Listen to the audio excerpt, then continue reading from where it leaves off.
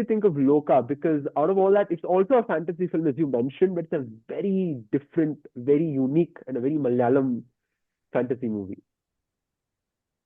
It was like something new, something we didn't expect from Indian cinema.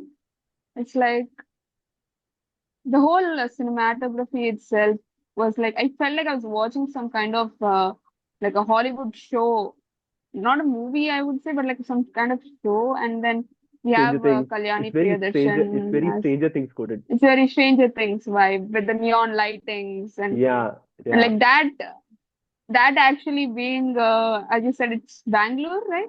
It's The Bangalore. backdrop. Yeah, but Yeah, fun and fact, I even I was totally didn't shocked, expect that. and even I was shocked on hearing this. Apparently, they shot another scenes in Kochi. I'm a Bangalore guy, and I was Oh, surprised. Like I'm like they shot this in Kochi, yeah, which is I don't know how they pulled that off. with all the lighting and stuff, it looked like it came out of straight out of a comic. Yeah, And and we it's have very like yeah, yeah. it's very K drama coded. It's very Yes. yeah, and I think And we have other like a female superhero for once. I mean yeah, that is very true, and I think more the female superhero part also. The good thing about this movie is it's about a female superhero. You have Wonder Woman, which is about a female superhero, but it doesn't really deal with the female part of the superhero, right? Wonder Woman could have been Wonder Yeah. Man, and it would have made a difference. But in Loka, it's very, very clever how the bad guy is explicitly like this every woman's nightmare sort of guy. Like he's this misogynist, he's this control freak. He doesn't like the idea of a strong woman. He hates his boss. And to have him face off against a female superhero, and the fact that she actually comes to the help of people, like she comes to help a woman who's being harassed by a guy. They really, really emphasize the female part of her, which was very nice and it's done very subtly. It's not like, oh, this is a woman who's fighting off a woman's issues, sort of thing.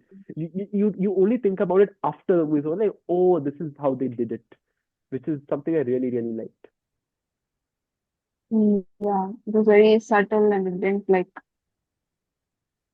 it was not like in your face kind of Yeah, thing. And it also felt like very natural. All the characters felt like very natural yeah, and humany. Like her as the superhero, she wasn't like this perfect superhero.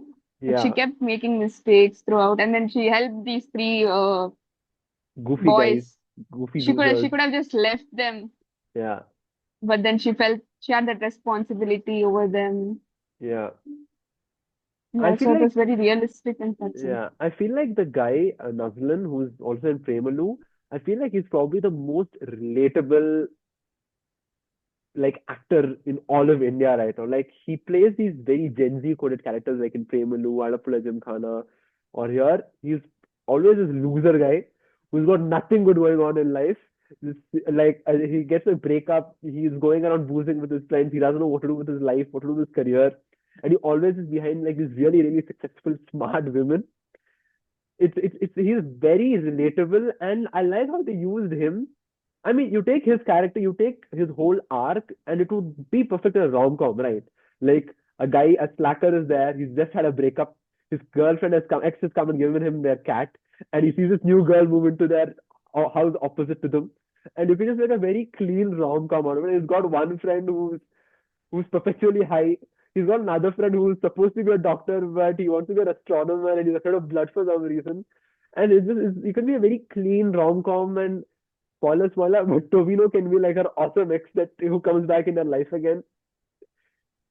And even then it's all there, but it fits in perfectly with the superhero part of it. And that's like really, really like a huge big thing with the writing, I guess.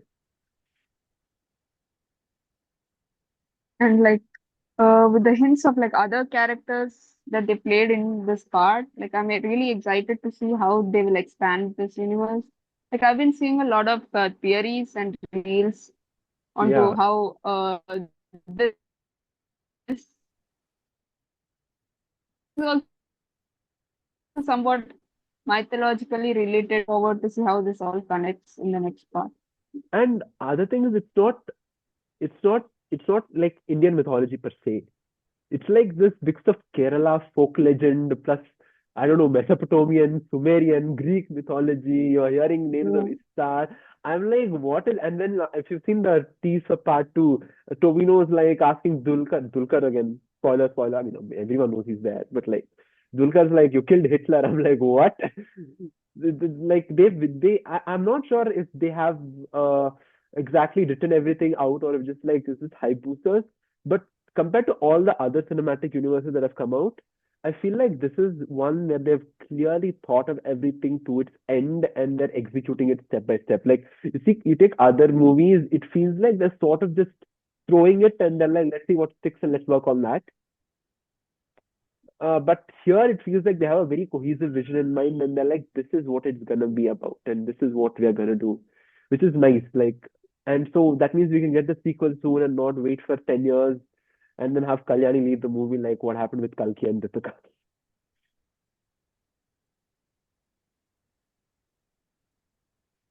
You've seen Kalki. Yeah, I see.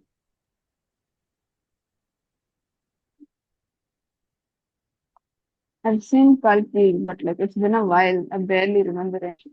Yeah, but I feel like when I was watching Lokah, Kalki Kalki, was very yeah, Kalki was very, like it was set in distant future. There was no part of like relatability in Kalki. Like when yeah. And other thing it with was more Kalki like is, one of those Marvel like yeah, it was one of those like big Hollywood Marvel DC things. But other uh, thing with Kalki was also I felt I kept remembering Loka was like I wondered if the comedy, the sort of humor aspect that Prabhas's character is supposed to have in Kalki, it didn't work at all for anyone who watched it. You know that whole Arshad Wasi thing where he was like he apparently called Prabhas a Joker and he was like, no, I meant the character was treated like a Joker and all that. They did it pretty well in low cuts. Like they saw that like okay, this is what we're supposed to do, and they just like sort of worked on that part because if the humor thing didn't work in Loka, it would have been a huge pain to sit through because it's not very heavy on special effects or like the action is not so spectacular. Also, it's very simple stuff. It's just dishum only. But the humor thing, the relatability, the fact that you buy these characters and the world building is what really makes it feel special. Because the final fight is actually not particularly like standout worthy. yeah. Yeah. And like, and this is very popular fan theory, so I wanted to ask before we move from Lokas, do you think Mutun is the good guy or the bad guy? You know who's playing Mutun, right? From what? Yeah, Mammootty, right? Yeah. So is he gonna be the good guy Yeah. or the bad guy? I feel like he wouldn't be a good guy or bad guy. We couldn't like separate. I feel like he would have his own kind of justification for his behavior. So I don't think I would categorize him as a good guy or a bad guy. Right. And moving on from like, this is also probably the first movie fun fact that Mammootty and Dulquer are in together.